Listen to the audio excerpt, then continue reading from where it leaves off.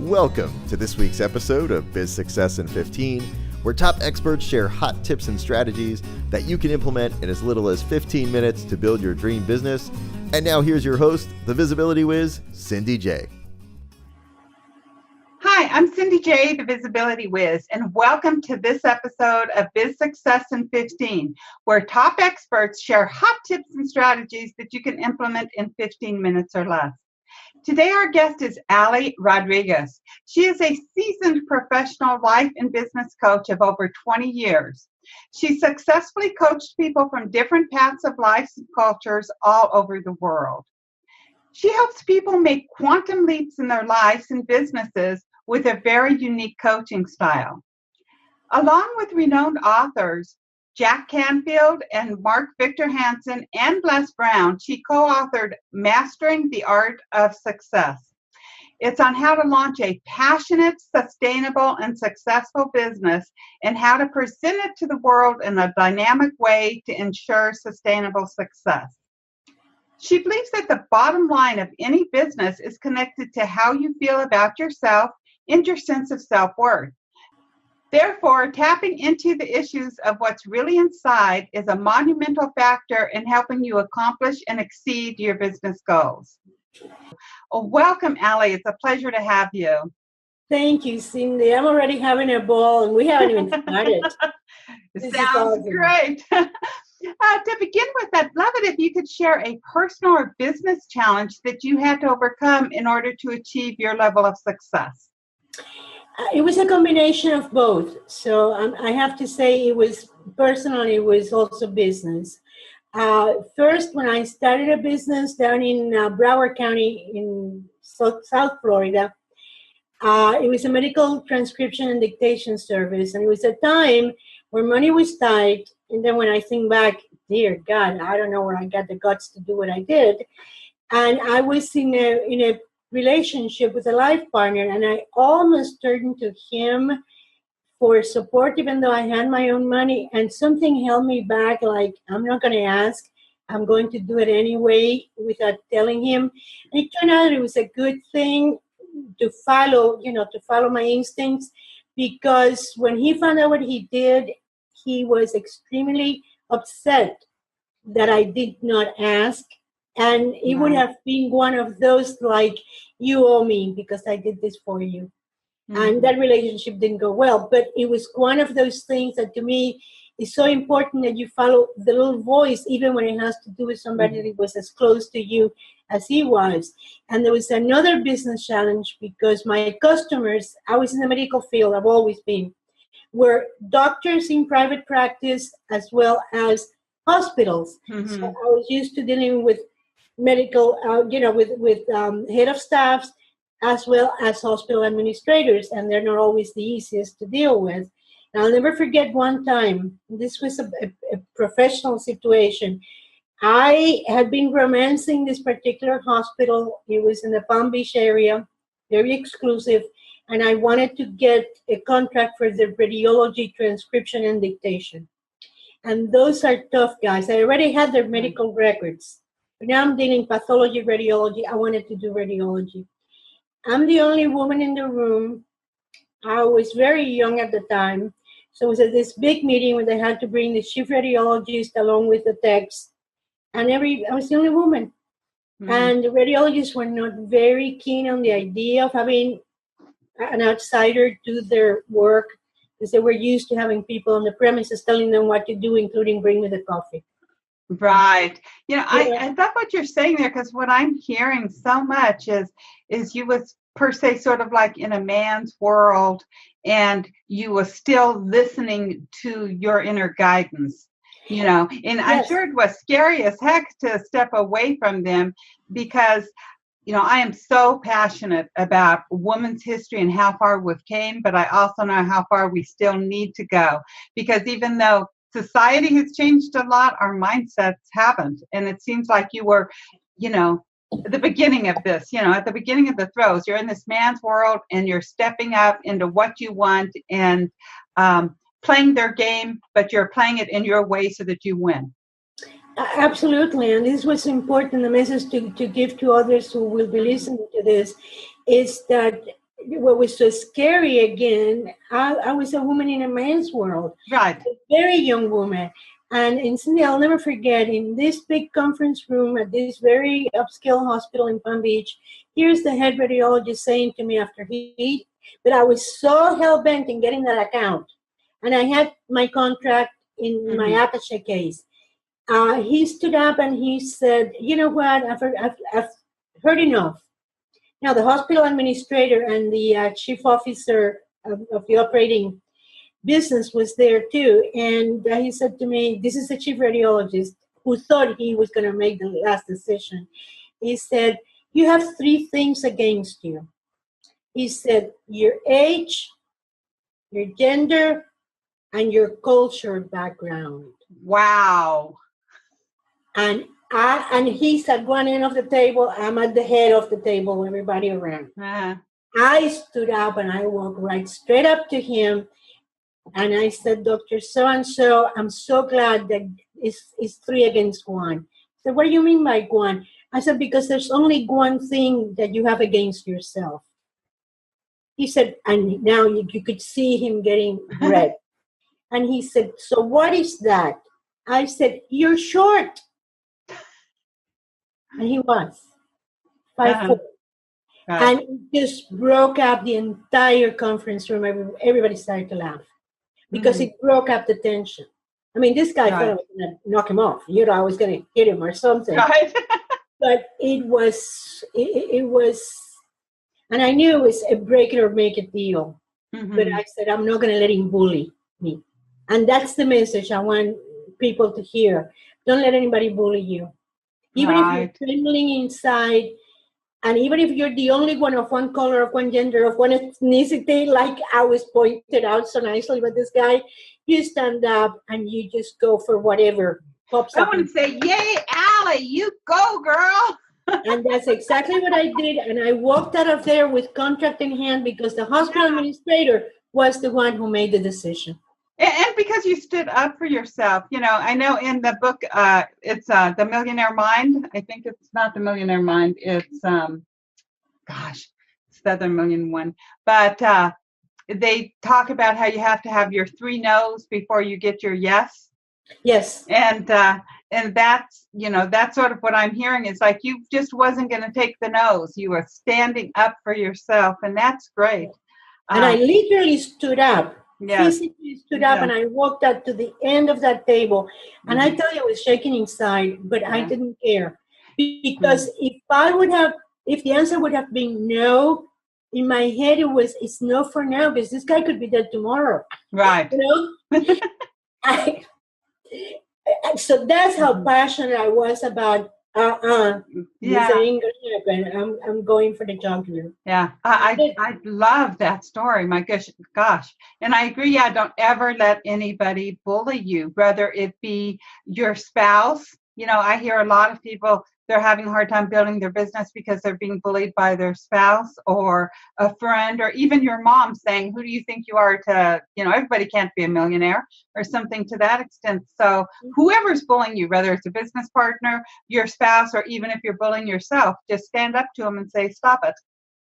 Well, you know what? There is actually a more profound message to this, because don't let their voice, be it your boyfriend, your husband, or this particular doctor, don't let their voice to be the voice in your head. Exactly. I do love that you say that you're a life simplifier. So can you explain what you mean by you're a life simplifier? Take the most difficult tasks that are so complex, because you cannot simplify unless there's complexity. But you cannot be super happy if you're in complexity. It just adds, you know, my philosophy is add life to my years, not years to my life. Right. So the simpler you make your life, the simpler you make your business modules, your business systems, your business processes, the more you simplify them, the happier you are. Right. And the more successful the business. Because I'll tell you something, I don't care how many millions of dollars you make. It's never about how much you make, but how much you get to keep. But no matter how much you get to keep, if you're not really in congruency with your inside, with what's happening on your outside, Mm-hmm. what's the point of having all of that if you're really Right. not functioning in a happy state? And I don't mean happy like yeah, but I mean like you Mhm. feel it inside. It's with you all the time. Again, don't listen to the voices outside. Don't let those voices be your own voice. Mhm. Listen to what you have going on inside. Mhm. That to me is really important. And I know that talking about the voices inside, you state that the bottom line to any business is connected with how you feel about yourself and your sense of self-worth. And a lot of those voices inside are telling us that we're not worthy, we're not good enough. Who are you to teach this? Things like this. So how do you help people tap into these issues that are keeping them stuck from growing their business? Well, everybody is different, of course. There are different issues, and many times you have to be almost like a psychologist. I am not, but I've learned enough to know how to identify what's going on with one person. That, for one, I'm highly intuitive, Mm-hmm. so I can sense what's happening with a person just by first meeting them. I can sense if the area of self-worth is even connected to sexual abuse as a child. I can pick it up in seconds. Very So it interesting. becomes, to me, it's a gift. It Mm-hmm. becomes very easy for me to start talking to a person and take them back to their childhood. And next thing, you got that person talking. So Right. everybody is different, but the bottom line is to listen and to know the right questions to ask and to be open to sensing. There's energy always around us. So Mm-hmm. be open to those energies. So what questions should somebody ask themselves even to discover what's, why, if somebody's sitting there telling themselves, who am I to teach this? Then how can they even maybe walk themselves through it to help them grow their confidence to get out there and be visible and build the business of their dreams? They have to ask a simple question. Am I proud of what I'm doing? It is absolutely related to a sense of pride. Mm-hmm. Because even if you feel lesser than, and when you don't know it yet, if you're not, being proud is something that is very natural to every human being. Right. It's the sense of pride of what you have accomplished. It's a sense of pride to watch your children grow into real humans that Mm-hmm. you're proud of. Again, that sense of pride. So if you ask yourself a very simple question for a very simple core value, which is pride, Yes. are you proud of yourself? Are you proud of what you're Mm-hmm. doing? And if the answer is no, you're by default, this is what's going to make it simple. It's part of the 15 minutes question, I guess. By default, you're going to say either hell yes, I am, or Mm-hmm. no, I'm not. And then you are by default are going to go into the next question. Why not? What's going on in here? Then by default, you're either going to call somebody else like me, Mm-hmm. or you're going to write yourself a letter. Write yourself a letter? Yes. Okay. Why am I not proud? Why am I not proud? Or what would make me proud, right? What would make me proud? What Yeah. would make me have fun and be proud? Seems like Yeah. that would be Yeah. But first you need to discover, are you proud? right. You have a sense of pride about what you're doing. Some people think that's not a good value. Some people's like, oh, well, they're just so proud or they're so full of pride. I think even in, some of the scales of emotions, pride isn't typically deemed as being a good value. So Yeah. I understand what you're saying to be proud. So can you elaborate on why being proud is good and possibly even when it could be bad? Well, okay, being bad, it can never be bad. And I'll tell you why. Because when you're proud of who you are and what you do, you're walking your walk. Mm-hmm. So what can possibly be wrong with being authentic? Right. That's what being proud is going to show you. When you're proud, you're walking tall. Your head is high. And you could be proud about you made a tremendous amount of money today, or you made a very difficult phone call, or you looked at yourself in the mirror and you said, shit, I really look good. Right. But when that sense of pride is worn as a, a very comfortable jacket, you're being authentic. You're being who you are without having to create a million questions around, oh, why do I feel so bad about myself? Right, because that's just going to make you feel more bad. If you're asking the questions, well, why do you feel bad about yourself? I love this, it's a different viewpoint than what I've heard from a lot of people say. And I love this because, if you are proud, you're patting yourself on the back. You're saying, hey, good job. You're doing a good job, which builds your confidence, builds your self-worth, and it's a very good thing. But it does allow you to be authentic because you can only feel proud if you're being authentic. If you're doing something that goes against who you are, you're not going to be proud of it. And there's another good byproduct that comes with it. It's that once it becomes part of who you are, you don't need outside validation. Right. You know, and we all need that feedback. We all need oh, Cindy, you're amazing. We all need to hear it once in a while. But when you're walking proud every day of who you are and what you do, and not only that, but who you serve. Yes. I love that. I mean, I know I've had, a difficult first 40 years of my life, let's say, and I know that I used to constantly look for validation from other people. I say that all of us, we have this, we all want to be loved and accepted for who we are. But whenever a person loves and accepts themselves for who they are, that's the only time other people can love and accept you for who you are. Yes. And so I know that, I went through so much to love and accept me for who I am. And I am proud of who I am now, even though I never would have thought of it before, thinking of, being proud, because I love being able to be who I am. And it feels good and natural just to be authentic versus trying to be who I think somebody else wants me to be.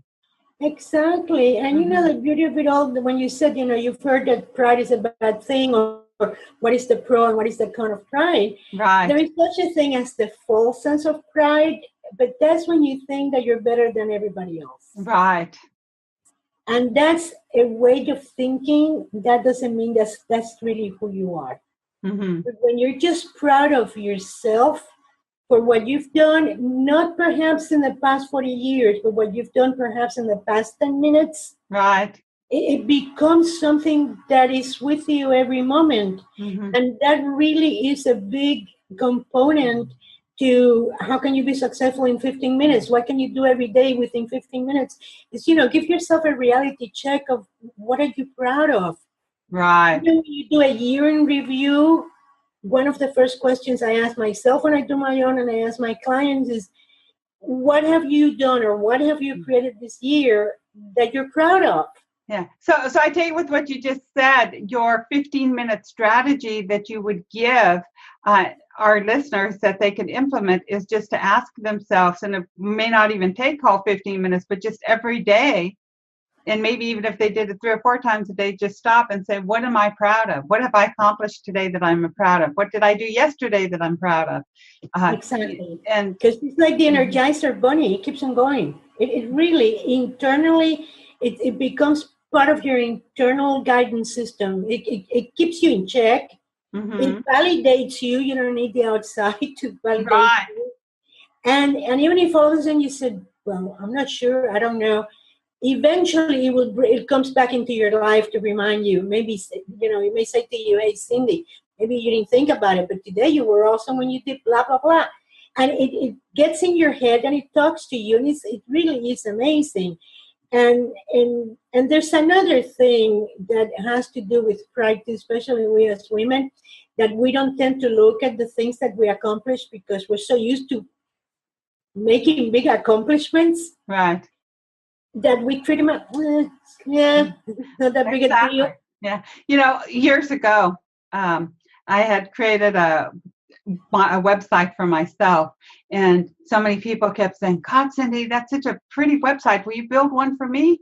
I'm like, okay. And my husband's like, why are you building all these websites and not charging people for it? I'm like, it's easy. It's no big thing. And he's like, honey, people pay thousands of dollars for a website. Why are you doing it for free? Because I wasn't owning my value of what I was doing because it came so simple to me.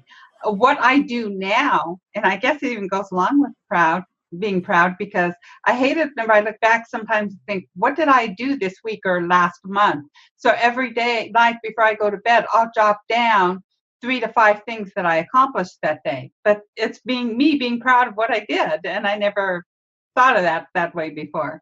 Yeah, I do want to add one more thing. I hope we have time. Yes. It's going to be short, but one of the things, like when I said I go from tap to dig to transforming, because I'm all about transformation. People come to me for results, and they're always kind of like, oh my God, the results are all about transforming themselves and their businesses, which is, it really is pretty amazing. But one of the things that comes with, when you think about your own sense of pride, that gives you your own sense of worth in a way, is when you're really connected to a lot of the outside clutter and noise that is going on. Sometimes you're building what I call a garden of thorns, because there's some things that happen that they get to you and they hurt you, and you forget about them. But in the meantime, they're in there. They're inside of you. How many times have you thought about something that happened maybe 20 years ago, and you said to yourself, I wish I never would have talked to Mary. She ruined my life for the next 10 years. Yeah, and then I don't believe feeling twice, see? Yeah. I completely agree with you. I know I'm never like, I don't think anything was ever a waste of time, and nobody can ruin your life but you.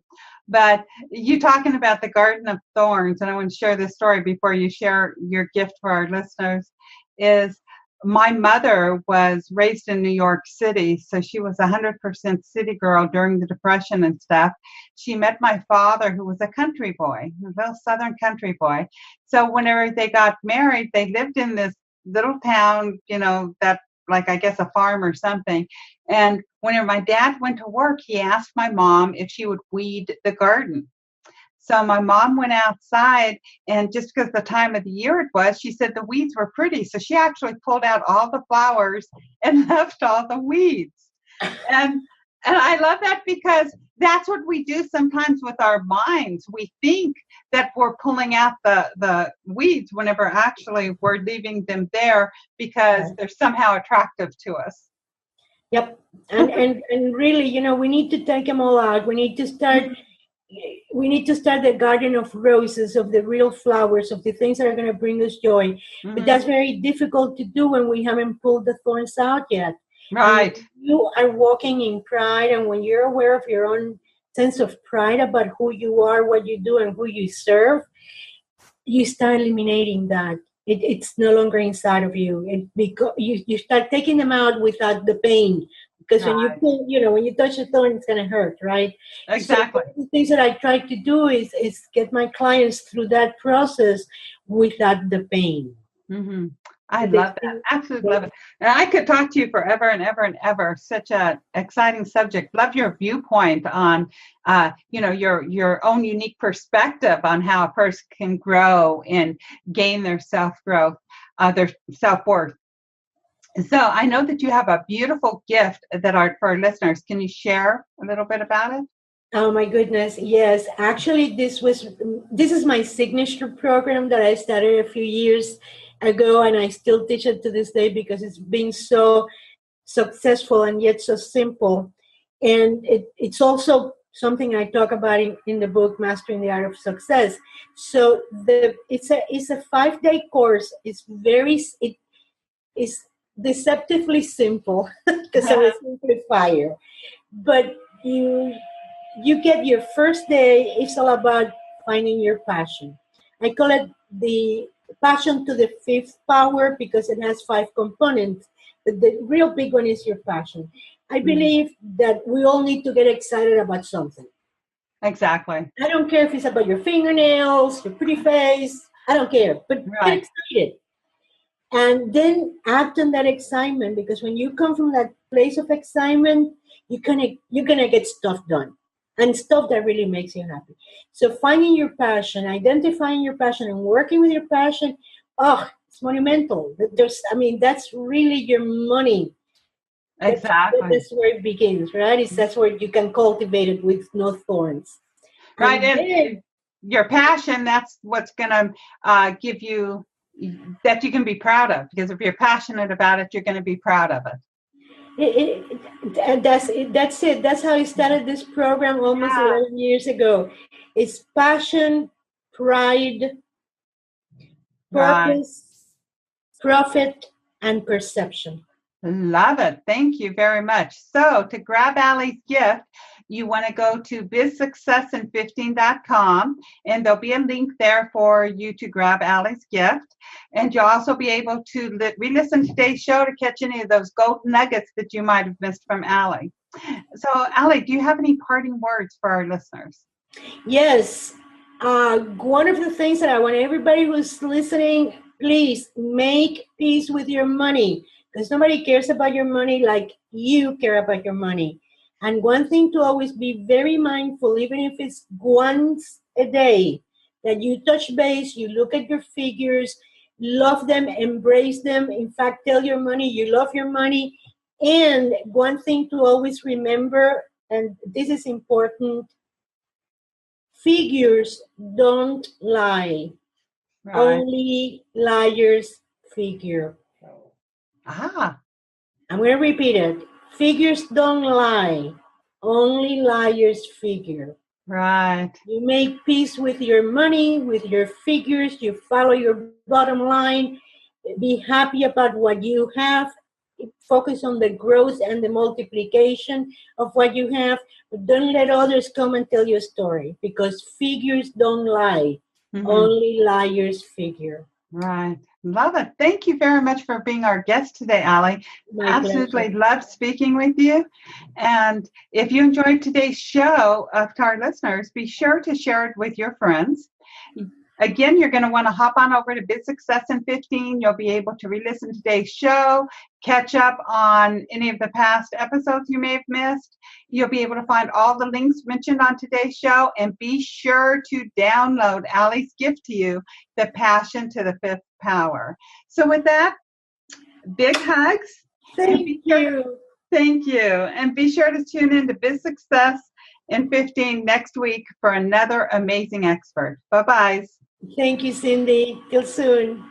You've been listening to Biz Success in 15. For all links mentioned in today's show and to watch or listen to previous episodes, visit bizsuccessin15.com. Thanks so much for listening, and be sure to tune in next week for another amazing guest.